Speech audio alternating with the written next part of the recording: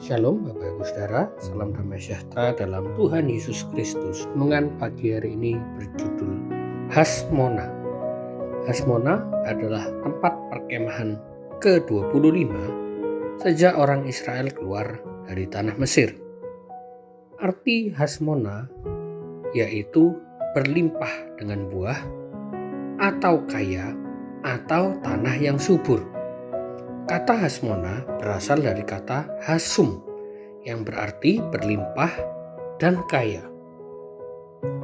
Tempat ini merupakan perkemahan ke-11 setelah umat Israel dihukum di Ritma atau di Kades untuk mengembara di padang gurun selama 40 tahun. Wilayah ini dekat dengan Gunung Hor dan ada mata air. Bilangan 33 ayat yang ke-29, demikian firman Tuhan. Mereka berangkat dari Mitka lalu berkemah di Hasmona. Tidak ada catatan Alkitabiah tentang sejarah Hasmona selain dari Bilangan 33 ayat 29. Diperkirakan bahwa Hasmona merupakan tanah yang subur yang sulit ditemukan di daerah padang gurun. Walaupun hampir mustahil bagi seseorang untuk menemukan tanah yang subur di padang gurun, Allah dengan kasih-Nya telah mencarikan orang Israel tanah yang subur, yang berlimpah dengan buah, dan menuntun umat-Nya ke tempat itu. Setelah Adam jatuh ke dalam dosa, kemanapun manusia pergi adalah tanah yang terkutuk, yang hanya menemukan daerah yang tidak subur, tandus, dipenuhi oleh semak duri dan rumput duri. Allah memimpin orang-orang yang taat pada firman-Nya dan sepenuhnya memisahkan diri dari dunia ke mata air yang manis dan membuat mereka menghasilkan buah yang berlimpah di tanah yang subur seperti arti Hasmona. Kelimpahan buah hanya terjadi di tanah yang subur, bukan di tanah yang tandus. Seperti apakah tanah yang subur yang dikatakan oleh Alkitab? Yang pertama, tanah yang subur adalah tanah yang terletak di tepi aliran air atau di tepi mata air.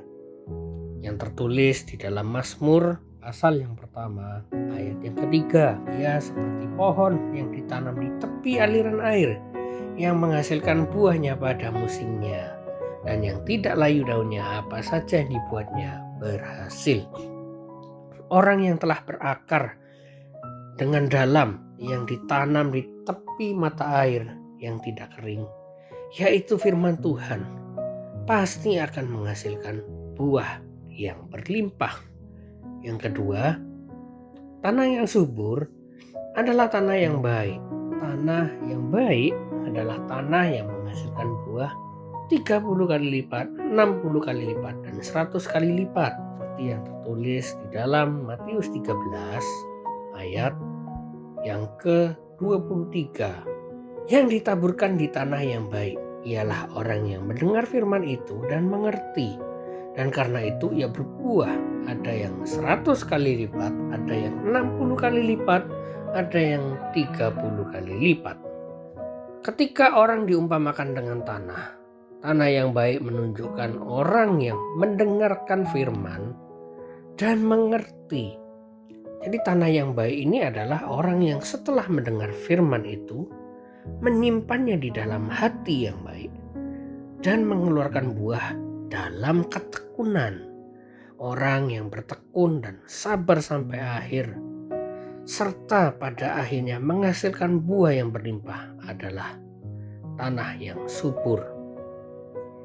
Jadi dari peristiwa ini Tuhan ingin mengajarkan kepada orang-orang Israel bahwa ketika orang-orang Israel mendengarkan firman Tuhan, dia akan menghasilkan buah yang banyak. Dan tentu saja mendengarkan firman Tuhan dan mengerti apa isi firman Tuhan itu. Karena semua orang bisa mendengar, tapi tidak semua orang mau untuk mengerti. Untuk mendengar butuh kemauan, tetapi untuk mengerti butuh keputusan. Ketika kita mendengar firman Tuhan, butuh kemauan yang kuat untuk fokus mendengarkan firman Tuhan, membaca firman Tuhan, tetapi untuk mengerti. Tidak semua orang mau memutuskan untuk mengerti, karena mengerti firman Tuhan itu tidak semudah mendengarkan, tapi butuh perenungan, butuh penelitian, butuh koreksi diri. Dari sisi mana kehidupan kita yang perlu diubah, sehingga firman Tuhan itu tidak hanya masuk di otak, tetapi masuk di dalam hati dan berakar di dalam seluruh kehidupan kita, sehingga kehidupan kita diubah. Itu adalah tanah yang subur.